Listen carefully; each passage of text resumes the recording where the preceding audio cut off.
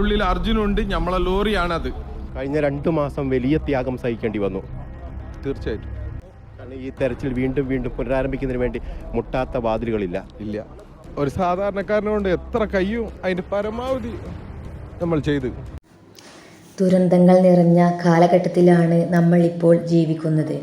2 മാസങ്ങൾക്ക് മുമ്പ് കർണാടകയിലെ ഷിരൂരിൽ ഉണ്ടായ ഉരുൾപൊട്ടലിൽ നിരവധി ആളുകൾക്കാണ് ജീവൻ നഷ്ടപ്പെട്ടത്. എത്ര നഷ്ടങ്ങളാണ് ആ അപകടത്തിൽ അവിടെ സംഭവിച്ചത്. ഇപ്പോൾ തന്നെ ഇന്ന് പുറത്തു വന്ന ഈ ഒരു ചിത്രം നിങ്ങൾ കണ്ടില്ലേ? നമ്മുടെ പ്രിയപ്പെട്ട സഹോദരൻ അർജുൻ്റെ ലോറിയിൽ നിന്ന് പുറത്തേക്കെടുക്കുന്ന കാഴ്ച. ഈ ഒരു അർജുൻ എന്ന സഹോദരൻ തൻ്റെ ജോലി ആവശ്യാർത്ഥം ലോറിയിൽ സഞ്ചരിക്കുകയായിരുന്നു. അല്പനേരം വിശ്രമിക്കാൻ വേണ്ടിയാണ് ആ മണൽ കൂനകൾക്ക് താഴെ തൻ്റെ ലോറി ഒതുക്കിയിട്ട് ആ വണ്ടിയിൽ കിടന്ന് ഉറങ്ങിയത്.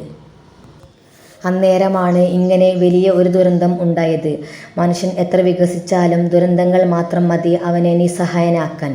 ദുരന്തങ്ങൾക്ക് മുന്നിൽ മനുഷ്യൻ ഒന്നുമല്ല, വീണ്ടും തെളിയിക്കുന്നു. ഒരു നിമിഷം മതി എല്ലാം നഷ്ടപ്പെടാൻ. അർജുനെ പറ്റി പറയുമ്പോൾ നമ്മൾ ഓർക്കേണ്ട ഒരു പേരാണ് മനാഫ്.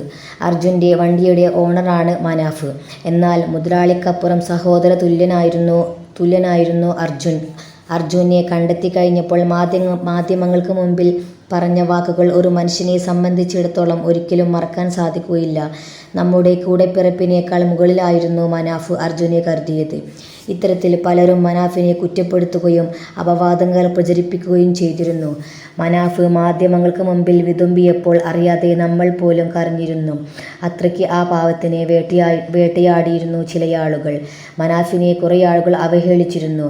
ആ ലോറി ഉയർത്തിയ ശേഷം മനാഫ് പറഞ്ഞ വാക്കുകൾ: അർജുനെ മാത്രമേ എനിക്ക് ആവശ്യമുള്ളൂ. അർജുൻ്റെ അമ്മക്ക് കൊടുത്ത വാക്ക്. അർജുനെ ഞാൻ കൊണ്ടുവരുമെന്ന് ആ വാക്ക് എനിക്ക് പാലിക്കാൻ പറ്റി.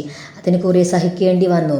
എന്നാലും ദുഃഖത്തോടെ ആണെങ്കിലും അർജുനെ കിട്ടിയല്ലോ, അതുമതി. എനിക്ക് ഈ തെരച്ചിൽ നിർത്തുമോ എന്ന് ഒരുപാട് പേടിച്ചിരുന്നു. മനാഫിൻ്റെ കണ്ണിൽ നിന്നും ഉതിർന്നു വീണ കണ്ണുനീരിന് ഒരുപാട് വിലയുണ്ട്.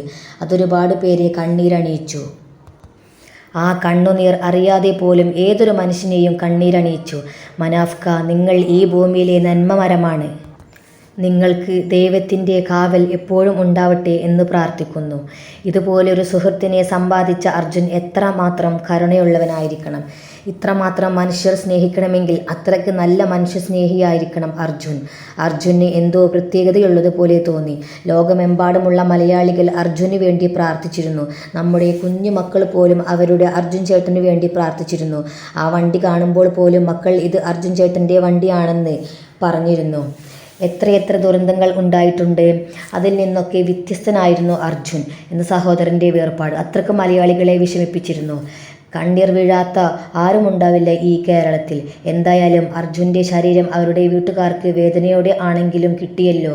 അർജുൻ ഇനി എല്ലാവരുടെയും മനസ്സിൽ ജീവിക്കട്ടെ. ആ വീട്ടുകാർക്ക് സമാധാനവും ക്ഷമയും ഉണ്ടാവട്ടെ എന്ന് നമുക്ക് പ്രാർത്ഥിക്കാം.